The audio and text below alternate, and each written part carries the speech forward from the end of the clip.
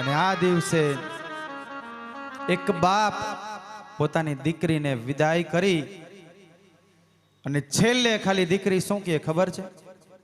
એના પિતાને ખાલી એટલું બોલે કે પિતાજી હવે તમે મારે ઘેર આવજો,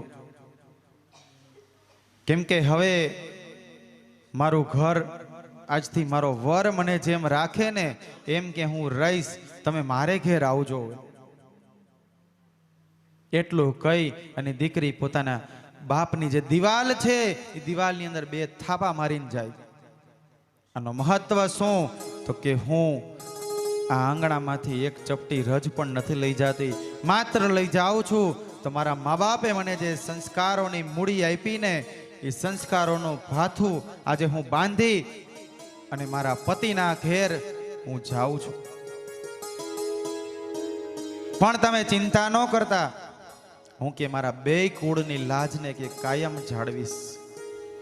એટલું કહી અને દીકરી ત્યાગની મૂર્તિ, સમર્પણની મૂર્તિ બધું જ મૂકી અને સાસરે જતી જાય. સાસરે જઈ એના જે કાંઈ પણ નીતિ નિયમો હોય એના પતિના ઘરના રીત રિવાજોને પાડી 2 ઘરની લાજ રાખે ને આ દીકરી પાત્ર છે. એક દીકરી જે કરી શકે ને એ દીકરાઓ ક્યારેય ન કરી શકે. એકવાર એક ગામની અંદર સ્મશાન યાત્રા જતી હતી. એ દીકરી અને એના પિતાની જ્યારે છેલ્લી મુલાકાત હતી, એના પિતાએ એના દીકરી અને દીકરાથી પોતાના શ્વાસ છોડી દીધા હતા. અને એવે સમયે એ બાપની સ્મશાન યાત્રા જતી હતી અને એના 4 દીકરાઓ હતા. એને લઈ અને માર્ગમાંથી પસાર થાય એવામાં એક શેઠ આવ્યો અને એને એમ કીધું કે સ્મશાન યાત્રાને રોકી દો. એટલે ગામના લોકોને એમ થયું કે આને દર્શન કરવા આવી છે, એટલે એને ત્યાં સ્મશાન યાત્રાને સ્તંભાવી દીધી, થંભાવીને એને ઊભી રાખી. અને એ સમયે એમ પૂછ્યું કે આ ભાઈના દીકરા કોણ છે? તો કે આ રહ્યા એના 4 દીકરા. તો કે તમારા બાપે મારી પાસેથી કે આ રૂપિયા, કરોડો રૂપિયા લીધા હતા, આજ હું લેવા માટે આવ્યો છું. અને ત્યારે એક દીકરો એમ કહેવા લાગ્યો,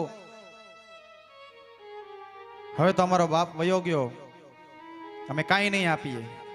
અને આ વાતની જાણ એની દીકરી જ્યારે બાપના ઘેર હતી ત્યારે પોતાના ઘરે જે એના બાપે નાનપણમાં રમતા મોટી થઈને ત્યાં યુવાવસ્થા સુધી જે એને પૈસા આપ્યા એ બધા પૈસા ભેગા કર્યા હતા.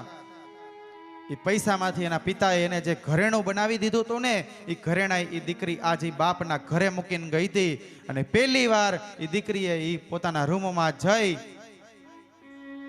અને બાપ માટે એ ઘરેણાની પોટલી ખોઈલી અને દીકરી દોડતી ચોધાર આંસુએ આજે જ્યાં સ્મશાન યાત્રા થંભી ગઈ હતી ને ત્યાં આવી ગઈ અને કીધું કે કોણ છે એ ભાઈ કે જે મારા પિતાજી પાસે પૈસા માંગે છે, કે જેને પાસેથી મારા પિતાજીએ રૂપિયા લીધા હતા, તો લાવો આજ મારે મારા પિતાનું ઋણ ચૂકવવાનો વારો આવ્યો. અને એવે સમયે એ દીકરીએ પોતાના ઘરેણાની આખી પોટલી જે હતી ને એ શેઠને આપી દીધી. ત્યારે એ શેઠની આંખમાંથી ગડગડ આંસુ વહેવા લાગ્યા. અને એવે સમયે એ શેઠે કીધું કે દીકરી, આજ હું ઘણા વર્ષોથી આ તારા પિતાજીની પાસેથી જે મેં ધન લીધું હતું ને એ ધન તો કે મેં લીધું હતું, પણ હું સાચો વારસદાર ગોતતો હતો કે મારે આ પૈસા જે તારા બાપે મારી પાસેથી જેને કહેવાય કે મેં એની પાસેથી લીધા ને એ મારે કોને આપવા ને એનો હું કે સાચો વારસદાર ગોતતો હતો. પણ મને સમજાઈ ગયું કે આ દીકરાઓ જે રહ્યા ને એ તો કદાચ હું દઈશ ને તોય આમાં વાપરી નાખશે. એમાંથી કદાચ 10 રૂપિયાનું દાન તને નહીં કરે, કે નહીં ગાયને દાન કરે, કે નહીં ધાર્મિક કાર્ય કરે. એટલે હું આનો સાચો વારસદાર ગોતતો હતો. અને આજ આ સાચો વારસદાર મને મળી ગયો. એટલે બેટા, આજ હું તારા બાપની જે આ કમાઈ મેં લીધી હતી ને એ હું તને વ્યાજ વળતર સહિત અને મારા આશીર્વાદ સાથે હું તને અર્પણ કરું છું. એ સમયે જે 4 દીકરાઓ હતા ને એને પણ એમ થઈ ગયું કે ના, ત્યાગની જે મૂર્તિ હોય ને એ દીકરી સિવાય કોઈ ન હોય શકે.